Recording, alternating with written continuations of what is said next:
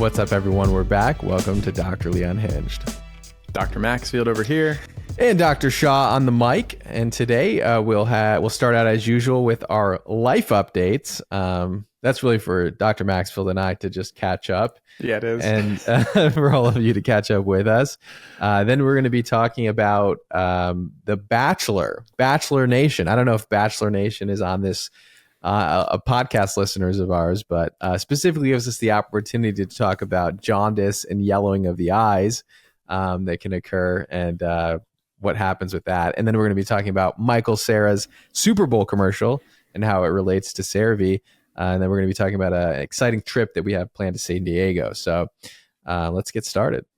Yeah. So the most interesting thing I want to hear about, of course, is your life updates. You've had a huge week, a busy week. How has it been for you? Yeah, so we kind of soft launched the brand. So Remedy is coming, as many of you know. It's going to be our skincare brand, and the formulas truly are revolutionary. So I'm super excited to roll those out. We launched the headbands this week, and a lot of excitement for those. The challenge is that we only launched them on TikTok and Instagram Shop, which turned out to be like a nightmare strategically. A lot of the orders were rejected in the system.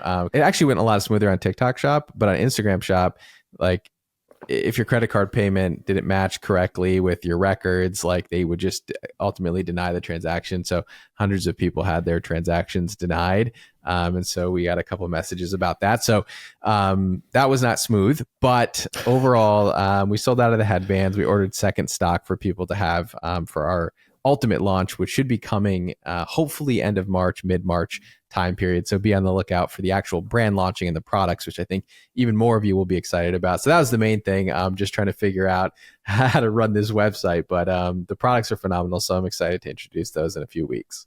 Nice. Yeah, that's awesome. I saw that you sold out of the headbands, so I was excited about that. And I also saw exactly what you talked about, that the ordering was a problem. So while I was watching your stories, and I was like, oh man, this has got to be stressful. Yeah, it's a little bit stressful, but like I didn't feel that stressed because it was just a headband launch, right? Like which is kind of made me glad that we soft launched the brand instead of launching it fully and then running into these problems later on. Because now I'm wondering, even with the brand launch, whether I would even list it on Instagram Shop right out the gate. And it could be something that we roll out later for ease of shopping, but I think for the launch we'll probably just launch it on Shopify through our website so that it's easier for people to purchase and not run into so many difficulties. So that was just a learning lesson. So I'm kind of glad we did it this way, but at the same time, it didn't go as smoothly as I wanted. Yeah, no, that makes sense. Super excited for the real products to drop though. I'm really excited to see people's reactions about it. And then also, of course, months down the road, see the results on people's skin from it. It's going to be pretty extraordinary. That's to me going to be the most exciting thing is the results. 3 months down the line, 2-3 months down the line, when the feedback starts coming in, that's going to be super exciting to me, where people hopefully love the products. Our results are really good in our clinical studies, but until you get them into a lot of people's hands, you never know what people's perceptions are going to be. So that's going to be exciting, getting that feedback and the reviews coming in. Nice. Yeah. Super stoked. Yes. For my life, not too much. Actually, that's not true. It's a lot, but not too much I can share.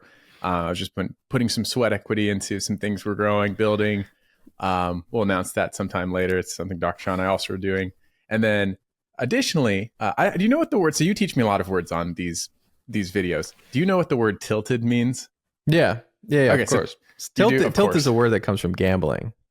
Oh, really? Yeah. That makes a lot of sense, actually. So tilting, for all of you like me who don't know these things, you lose basically, and you sequentially lose. Like you get into this like frenzy of I gotta win it back. So for those of you who are following, I need to start making some chess videos so you guys can actually watch me. I'm getting to a point where it might be enjoyable. But anyway, so I started like 700 like 6 months ago. I'm peaked. I actually am at my peak rating now of 1,260. So I'm like entering the true intermediate range. But I got to a point right during my vacation. I lost like 4 games in a row, and I just couldn't win. So anyway, no one cares, but I like dropped 100 elo. For those of you who play chess, that's actually pretty significant. I couldn't get it back, but I totally tilted, took a break, just went back to like learning and my courses and all this stuff. Then I went back to playing, and over the course of the next couple of weeks, finally got back up to my rating. But yeah, chess content is going to definitely drop. I feel like once I get to 1500, I can meaningfully speak about my games while I'm playing it and like actually provide some value other than just like me learning and you learning along with me. But anyway, that's like the most enjoyable thing of my life. I haven't been able to surf because the weather's been like rainy and windy here and the water's flat. So that's not a part of my life at the moment. I love it. Yeah.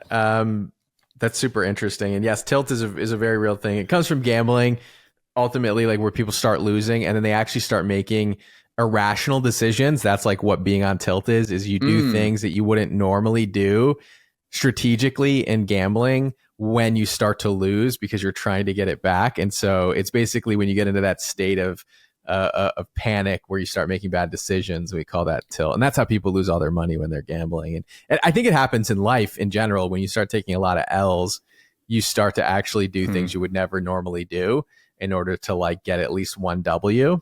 And so, you know, it's something that I think everyone should be aware of, but it's a normal psychology thing. Yeah, that's a huge life lesson. If you're tilting, if that's happening to you, take a break, take a step back, just like refocus, come back into it. Chess, gambling, which you probably shouldn't be doing, and then life in general. So the first thing we're actually going to talk about today, maybe you should introduce this because this is one of those eHollywood TV show things that I'm coming in behind the curve on. Yeah, so Joey Graziade, I think that's how you say his name. He is the current Bachelor on season 28 of The Bachelor. And I'm not very, and you know, we've talked about this before. I'm not very interested in commenting on, you know, celebrities, or celebrity drama, even celebrity medical conditions, unless the celebrity talks about it themselves. And then from a medical education perspective, I'm happy to weigh in because then it becomes relevant. It's kind of like when we got to talk about Merkel cell carcinoma, you know, a lot of people were interested in the topic. So it's always an opportunity when there's some type of popular event that occurs that we can then talk about the medicine behind it.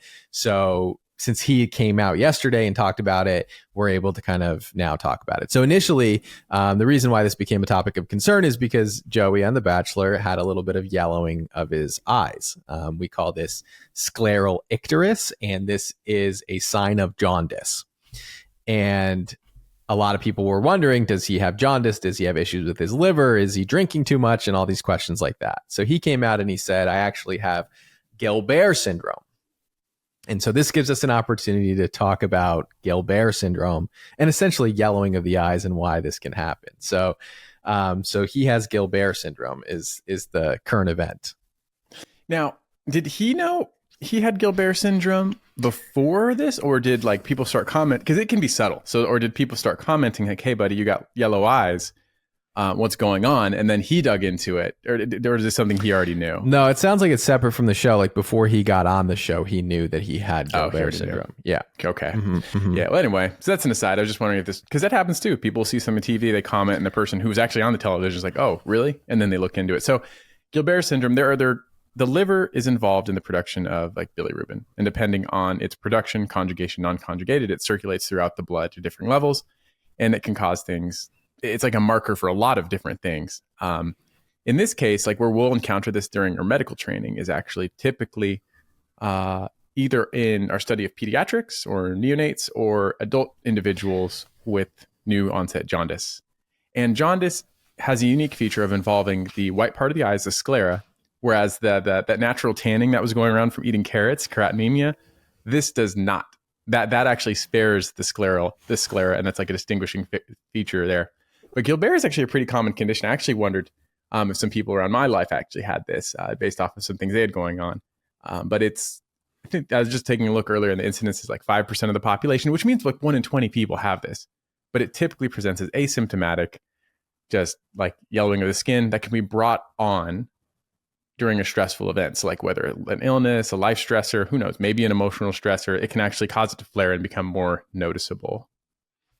Yeah, so exactly that. So this is a completely benign, harmless condition. There are other forms of bilirubinemia, where high levels of bilirubin build up in the blood, that are more toxic and more fatal. But this is a sort of a benign process that either presents really early in life when kids are jaundiced at birth, or later on in life due to some type of stressor. This is the inability of your body to convert unconjugated bilirubin to conjugated bilirubin due to a deficiency of a certain enzyme inside of the liver. So anytime you get a big spike in your unconjugated bilirubin levels, through whether it's just like an illness, for example, putting a lot of stress on your blood cells, that you're not able to then transfer it quickly enough, that unconjugated bilirubin builds up, and that presents as yellowing of the skin. Completely harmless and nothing that you need to do about it. Interestingly, of it, first of all, like you said, it's 5%. It's an inherited condition. It's quite common. And I wonder sort of if it's an adaptive condition in some ways, because they did some studies that show that people with Gilbert syndrome or with high levels of unconjugated bilirubin in the blood are less likely to have cardiovascular events.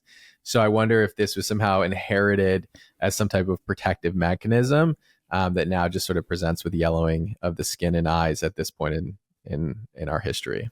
See, that's super possible. And it's interesting because if you look at the sickle cell anemia and malaria as well, so sickle cell anemia is a type of anemia where the red blood cells take a shape that makes them fragile. And then how that relates to malaria also is endemic to that area. But malaria actually can't thrive in individuals who have that shape of red blood cell. So it actually, although is problematic in one sense, it's actually helpful when adapting to these environmental stressor of malaria in another sense. And so who knows? Yeah, maybe at some point this was like a positive environmental evolutionary feature to have this Gilbert disease. Super interesting. Yeah, I don't know. I think from a dermatologist perspective, these medical conditions that we do train on, although not always relevant, can be very helpful. For example, like anecdotally, one story I have is, nurse at the side of the room is like, hey, new patient complaining of severe itching, generalized itching. And as a dermatologist, like, oh no, like itchy patients, it's a very difficult thing to treat because oftentimes the skin looks completely normal. Even if you took a biopsy, the skin would be normal, but the itch can be real. So not everything is eczema, not everything is psoriasis. There is just itch, and it may be neuropathic in origin. Who knows? Anyway, as soon as I open the door, I say, oh, buddy, I know exactly why you're itching. And unfortunately, this individual was just yellow, like head to toe, yellow, eyes, yellow. And my main concern with something like that is always pancreatic cancer, because the pancreatic head can impinge on the outflow of the liver and cause this hyperbilirubinemia. And especially if it's asymptomatic and painless, like that's a real consideration every time. Thankfully, after the end of the workup, that was not the case for this person. It was just like a gallstone obstruction. But this sort of thing can be extremely valuable. Like as soon as we see something like even as simple as yellow eyes, our minds as doctors and dermatologists goes in 1,000 different directions. And in that case, it led to an accurate diagnosis, it led to resolution of his itching, but more importantly, it led to like the diagnosis of something actually very deep within him, in his GI tract and biliary tree in this case. But who knows? If it was cancer, it could have been a huge deal and potentially life-saving, but although that has a bad prognosis in general. Yeah, it could be life-saving. And a lot of times the skin is a signal to something that's going on inside of the body.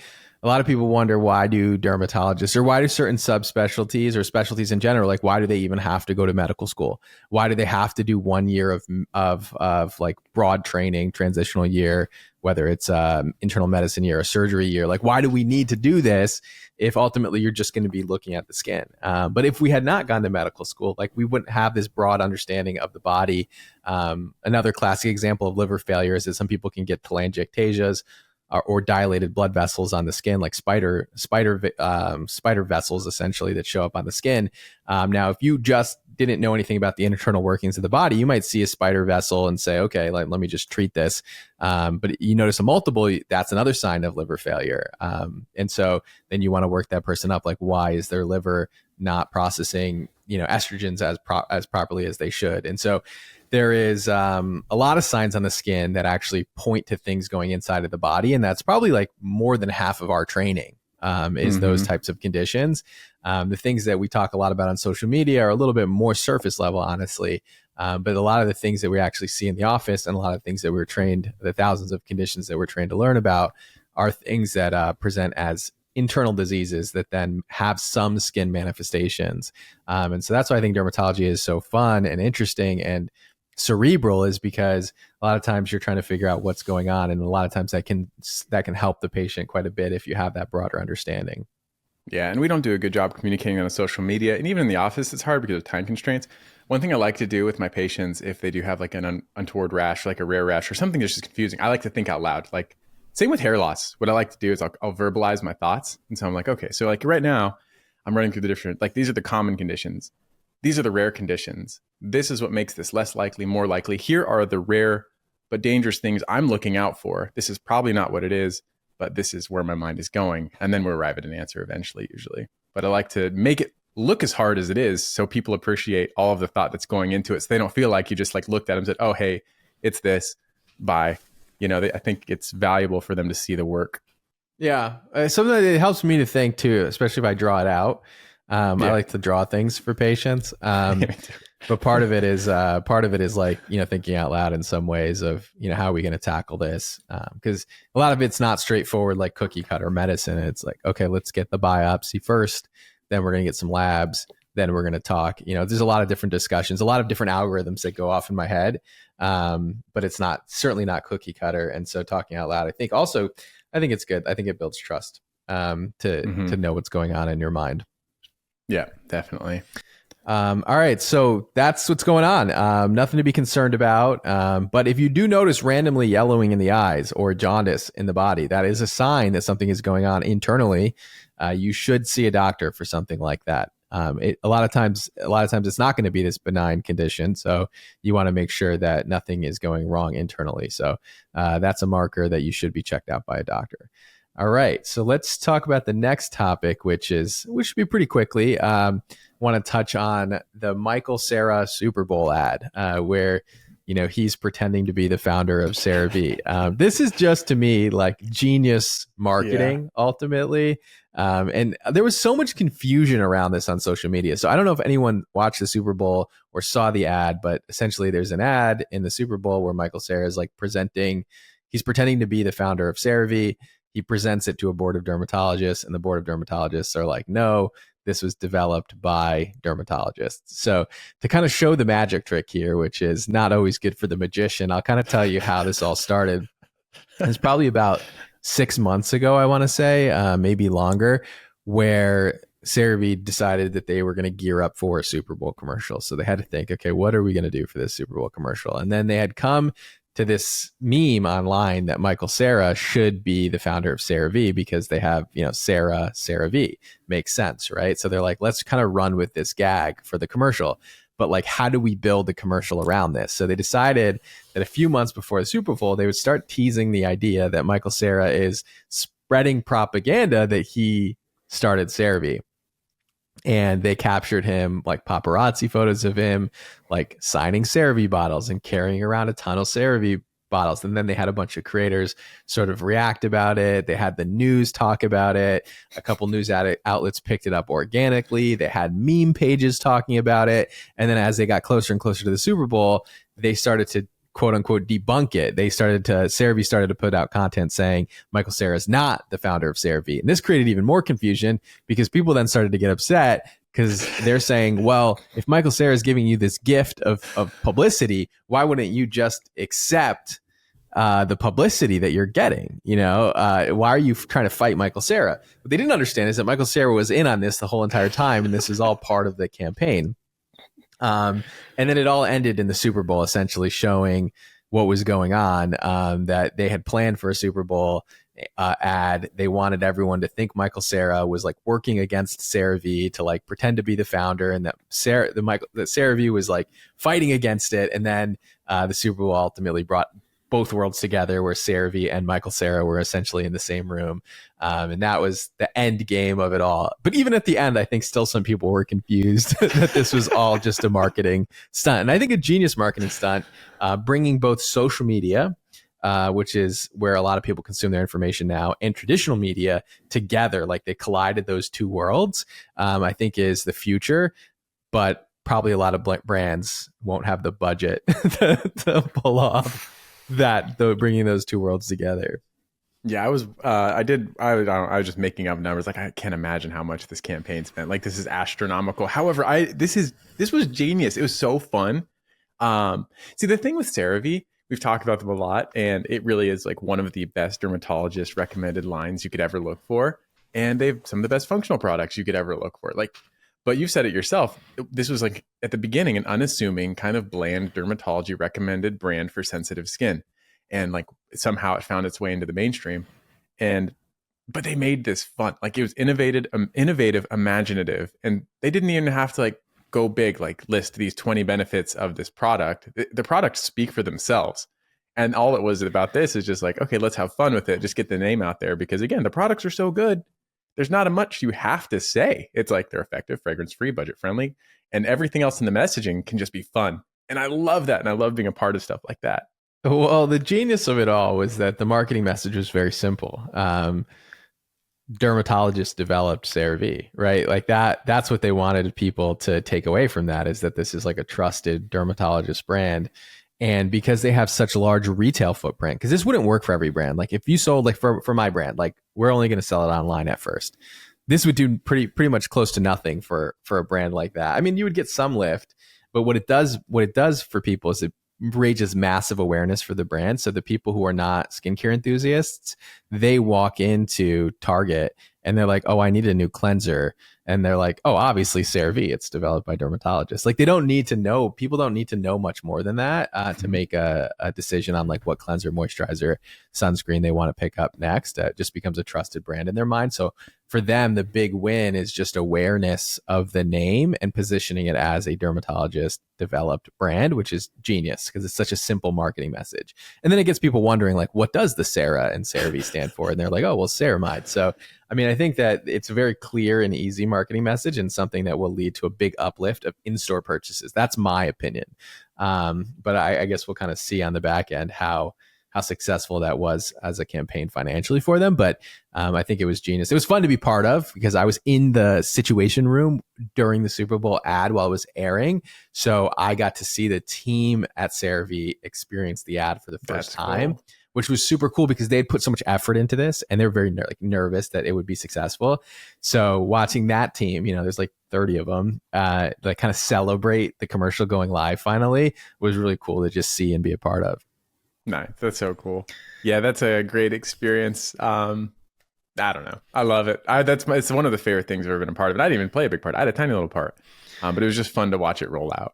Yeah, no, it's very, very cool. That pretty much wraps up our episode. A super easy kind of life update, talking a little bit about jaundice, which is dermatology related, I would argue, and the Super Bowl ad of the future. We'll see you all next week. Yeah, next week we will be bringing this to you. This will be fun. We're going to do this more often. We'll actually be going live, or not live. We'll be doing podcasts from our remote traveling areas. It's the only way to make this work, but honestly, I think it's going to be even better. Because everything is going to be kind of real time, like a car drives by, we get hit with like a piece of food flying off the street. Who knows? But it's going to be a lot of fun. Next week, we will be in San Diego at the AAD, and we'll be bringing you an episode from there. So look out for that. All right. We'll see you at a different location next time. We'll actually be together for this. We have to figure out how we're going to set this up. We bought mics to be mobile so that we could have good audio while on the move. So look forward to our On the Road from the American Academy of Dermatology annual meeting. It's going to be a spicy meeting because there's a lot of drama at the AAD. I wouldn't even call it drama. It's actually very, very upsetting. And it was actually covered by Allure. Allure and Bloomberg News just covered what's going on at the American Academy of Dermatology. So we will hopefully give you an update on how that all turns out. So stay tuned for that. All right. Well, we will see you all there. All right. See ya.